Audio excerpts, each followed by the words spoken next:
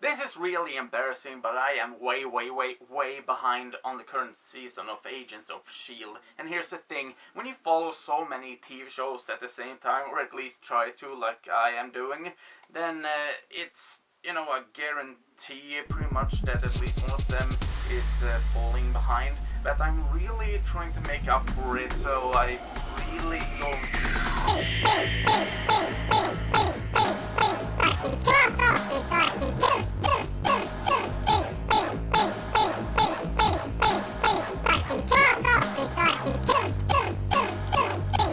Now the season began in a very interesting fashion, with S.H.I.E.L.D. being just a shambles, a shadow of its former self, with Coulson having been promoted to director after Nick Fury faked his death and went abroad.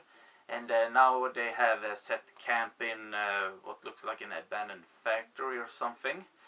Not any helicarriers or jet planes, just hanging around in, you know, a building on ground like ordinary people.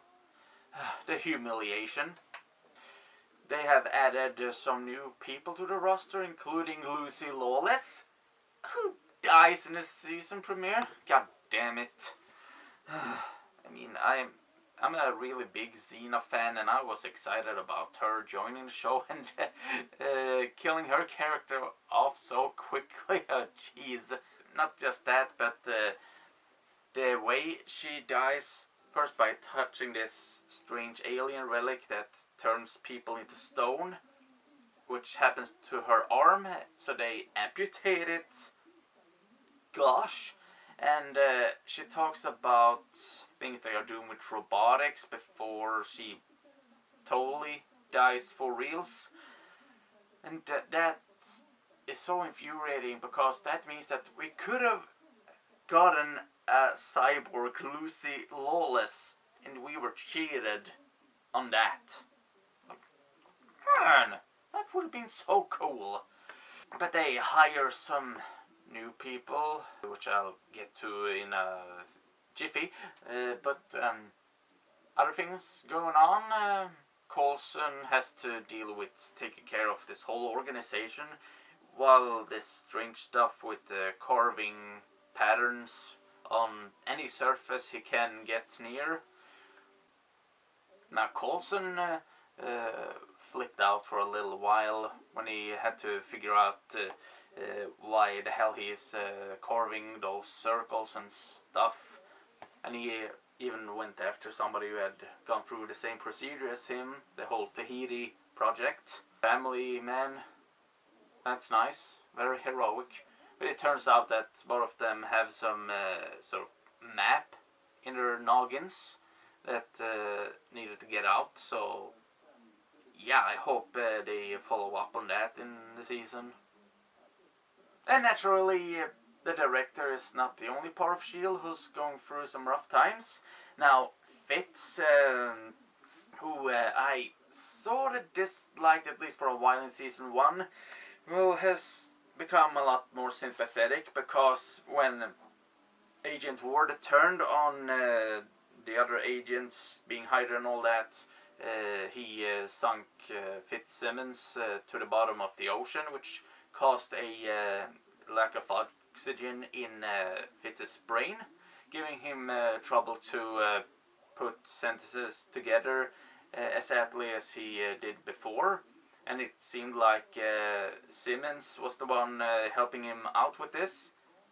Not quite so, because at the end of the premiere it turns out he was imagining her standing by his side helping him out, while she really wasn't with him. And oh my gosh, I felt so sorry for him, like I don't even know where to start. Simmons, meanwhile, seemed like she was joining Hydra. Yeah, fat chance. I mean, it seemed like they really wanted us to believe that she had jumped ships when she was really just infiltrating them. And that was quite an odd choice, considering that she is pretty much the most honest person in the whole group, and she's supposed to be an infiltrator, a double agent. Yeah, that's like sending a lamb to the lion's den. But before they manage to lay their hands on her, she gets saved by Bobby Morse, or Mockingbird, played by Adrienne Palicki. And I hate to say this, but I have to get this off my chest. Jesus freaking Christ in a pair of cheese shoes. What the hell is that supposed to mean? Well, she is just so incredibly gorgeous. I get really irritated by me constantly fawning over her exquisite looks, like those dough-shaped eyes, her hair, the way her neck moves when she tilts her head during a conversation. Like, I just get so stupidly obsessed with that, like, anyway. So Bobby Morse is a really interesting character because she's kind of like Melinda May if she was a lot more talkative and sociable. Because she really shows this friendly side of her, like she's really good at connecting with people and such. And well, her ex-husband Hunter, who enters the show before her, has been constantly whining about his ex-wife to the point of being obnoxious, in my opinion. Well, and then she shows up and he's like, "Oh, what are you doing here? I don't like you." And that really pissed me off because, you know, what are you so mad at her? She's such an awesome person. Thing is that, well, since she's a spy, she's using these social skills of her to, you know, being an infiltrator, blending into environments and such. So, of course, that might cause some trust issues with somebody you're in a relationship with. I can sort of understand what's eating him, but yeah, it took me a long time to warm up to him. I haven't quite yet. Then there's Mac, the mechanic, who, in a way, I felt replaced Trip a lot because I really took a liking to Trip in season 1. You know, helping S.H.I.E.L.D. to take down Hydra and becoming a permanent member, or so it seemed, till he got killed off in the mid-season finale. Oh gosh, that was upsetting. And Max seemed like a really great guy, something of a paradox since he's really huge and muscly, but he doesn't really like fighting. He prefers being, you know, at the base or at the jet plane doing his thing over there. And then he did something terrible to Hunter at the end of episode 12, and I don't want to know what happens. I'm gonna find out later. Just, God, I'm such a putz for having watched so few episodes. Like, they have been dealing, you know, with Hydra coming back. This agent who, Hydra agent who was a member as early as in the 40s when he got busted by Agent Carter and the Howling Commandos. And of course then there was Sky's real dad, which was terrific because, you know, she's been wondering all of her life where she came from and wanted to find out her origin, and she finally found out her roots in the most heartbreaking way because her dad is a total nutcake, played by Kyle MacLachlan, who's doing a terrific job with playing this doctor who has really gone banana balls, really lost his marbles. He's supposed to be Mr. Hyde from the Marvel comics, a character I admittedly don't know much about. There's a lot of stuff they have introduced in this season that I don't know much about from Marvel's comic books. He really comes off as this person who once was a nice, kind man who, got his spirit broken and his mind because of the really graphic things that happened to his wife because she wasn't quite human. Yeah, Whitehall did a lot of damage, not just to Sky's mother and her father for that matter, but he's the one who created an evil Agent May. If the original is May A, I guess the second one was May B, perhaps, I don't know. And then there's that problem again with me obsessing with pretty women. Now, I mentioned when I talked about the first season that I think Ming-Na Wen is really attractive. And then we got 2 Agent Mays for the price of 1 fighting each other. Like, oh god, what are you doing to me? And one of them was in her lingerie during the fight. Like, you're really trying to make me break down, aren't you? I don't know why you're doing this to me. I thought that you liked me. I don't know. A lot of stuff happens, culminating in this really earth-shattering event, literally, as Sky finds out that she isn't quite human. She's actually the opposite, an inhuman. She's one of the Inhumans, you see. A superhero group that I really don't know much about. Or are they more like a species? Like I said, I'm not very familiar with those. And the way she finds out about this is when she and Reina, a villain from season 1, tries to get a hold of the obelisk that only certain people can grab onto, and then they transform into a different form, as is pretty much traditional for superhero comics. The good one becomes a superhero, basically, and the bad one, Reina, becomes, well, hideous, disfigured, just as ugly on the outside as she is on the inside. That was kind of an improvement. I mean, her gimmick before that was that she is wearing dresses with flowers. Flowery dresses. Is that supposed to be intimidating or something? Am I supposed to feel threatened by somebody who's dressing like she's going to a family picnic? Oh my god, maybe she brought potato salad.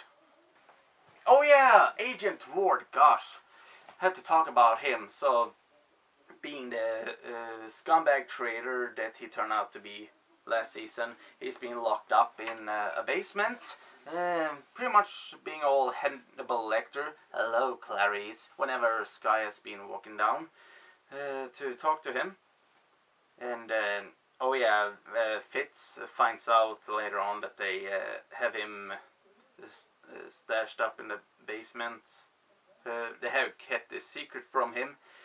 And he's still kind of pissed off about, having brain damage, impairing his ability to speak. So, yeah, he cuts off the oxygen in his room and nearly suffocates him to death.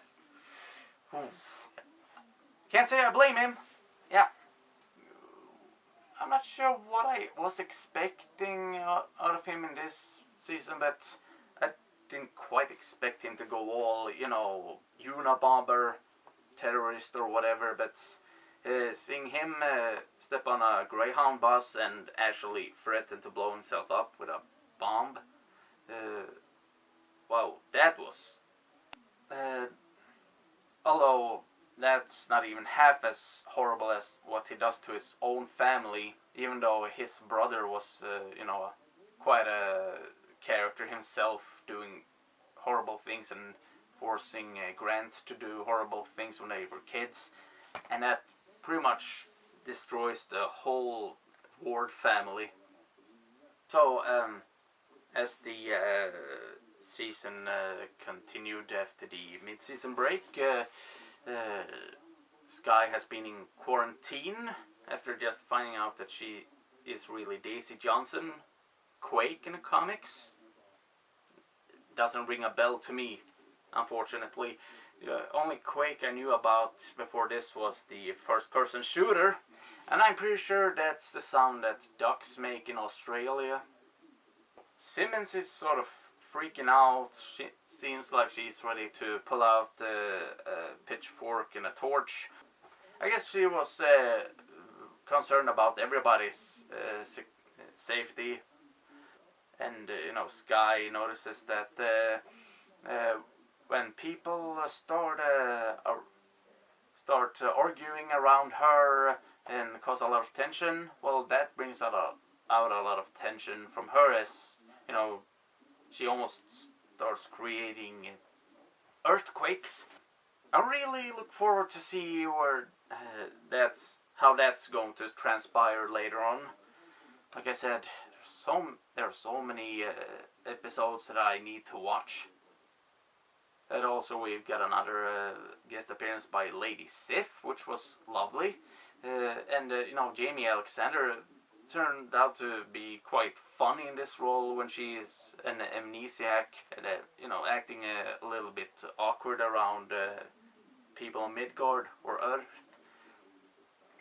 Like I said in my Agent Carter video, I really hope she gets a spin-off to make an attempt to speak about the whole season so far. Well, it's been sort of like the first one. A number of fun things have happened, but unfortunately they have been quite far apart. Sure, I have enjoyed it to a certain extent, but I really want a lot more excitement. Sure, there have been a lot of fun moments too, like Patton Oswalt playing the identical brothers to the first Koenig that we saw earlier, who got killed by Agent Ward, and his surviving brothers are not too happy about that, but they're still quite happy-go-lucky, joking around, playing video games or PC games with each other, that sort of thing. Pretty much acting like Patton Oswalt clones. Also, it does seem like there's gonna be more focus on Bobby and Hunter and their relationship being rekindled after their divorce. I couldn't care less, to be honest. They were married, they stopped being married. For all I care, they might as well keep it that way. Bobby Morse, love her. Hunter, don't have any strong feelings for him either way. Not sure what happened to him when Mac attacked him. Mac attack. One thing that really irritates me about being so far behind is the fact that Avengers Age of Ultron is coming up, so they are most likely going to reference the events of that movie in Agents of S.H.I.E.L.D, just like how they did with Captain America 2 and Thor 2.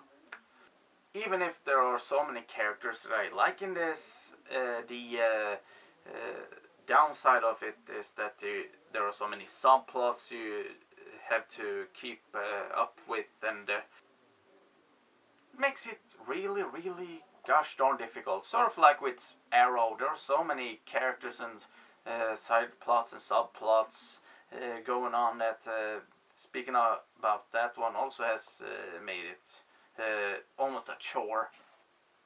As much as I hate to say that.